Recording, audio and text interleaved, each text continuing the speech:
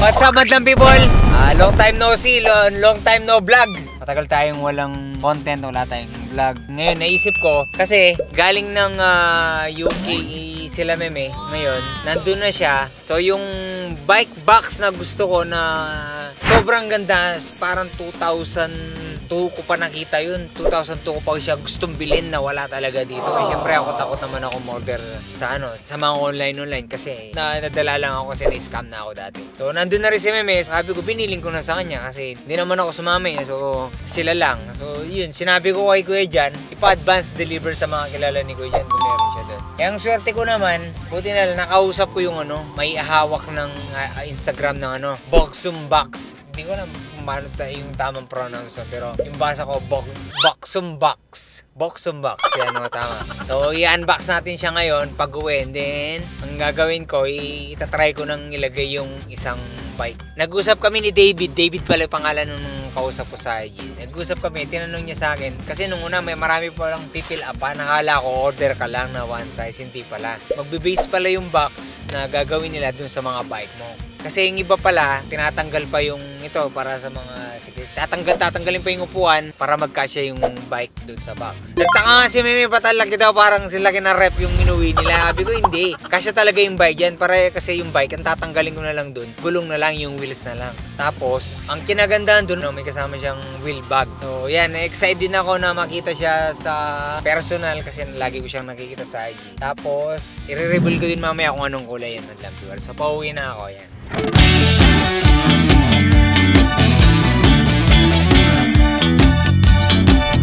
Yo, what's up madlang people? Ayan, dito na kami sa bahay. Ito yung sinasabi ko, bike box na Boxum Box pala ang tawag. Ayan, made in UK.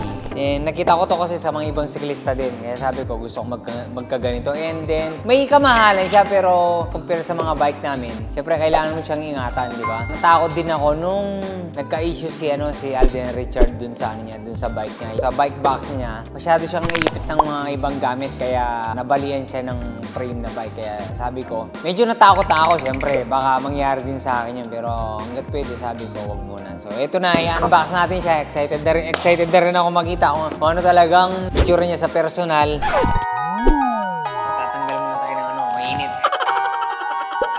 Ayun, ngayon bubuksan na natin siya. Kailangan natin ng cutter flies muna tayo.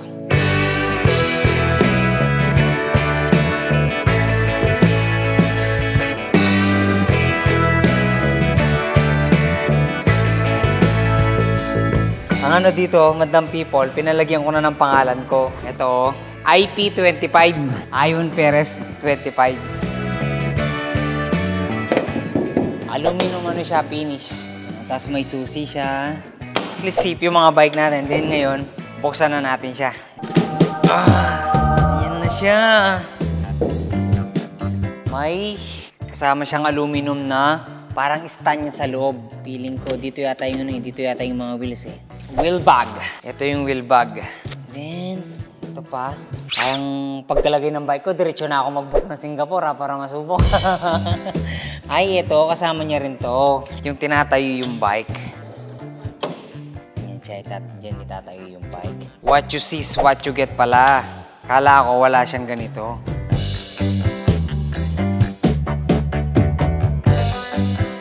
Yan, ito yung loob niya, madlang people.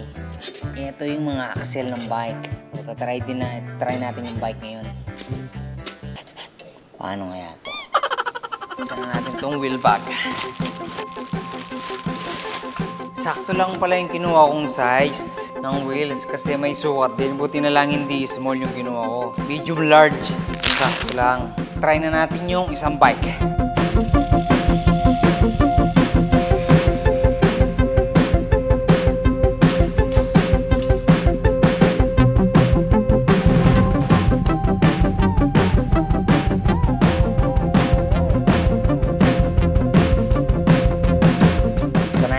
Mag-isa kasi lalo na dun sa pinapa-bike ko lang siya, pinapapak ko lang sa iba. So hindi talaga ako marunong. Tulad yun, bumagsak na yung kadena, hindi natin alam yan.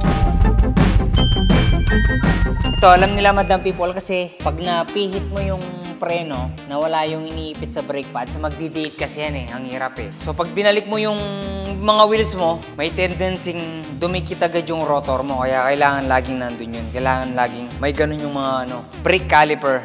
Sinample lang natin, pero for sure sa mga ride natin sa ibang bansa, itong mga Y1 na World Champion and dilaw yung natin. Dadalhin natin.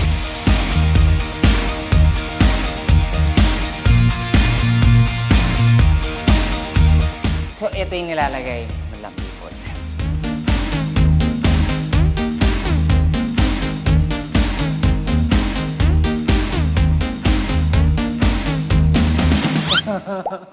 Nagpawid yan pang towel.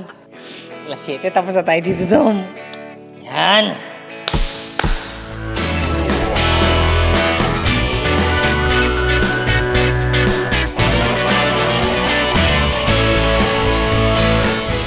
Alam ko, nakatapat tong butas dito.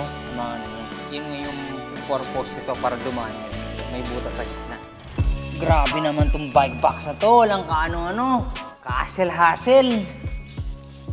Yung iba kasi dahil mong tatanggalin eh. Ito oh. Maluwag pa sa loob, bandang people. Pwede ka pa maglagay ng mga helmet, bottled water, yung cleats mo. Pwede mo siyang ipit dito.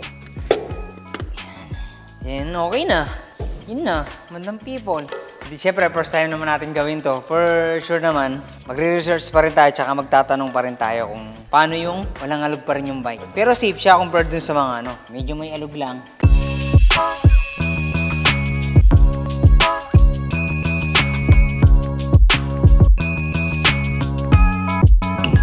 So, that's it, madlang people, ready to go. Tawagin mo si Kuya Jan, sabi mo pabuka ko ng balikan sa Singapore. Hassle. Diba? Oo. Safe yung natin, bike natin. Pero nandito na rin tayo. Dikitan na natin siya ng sticker. Yung mga sticker ko. Pero nang ilalagay ko, yung grupo ko, GP Boys.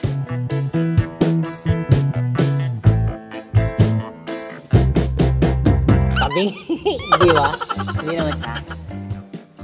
GP Boys, grupo ko sa sa motor, sa big bike. Shoutout sa mga kapatid ko dyan sa GP Boys.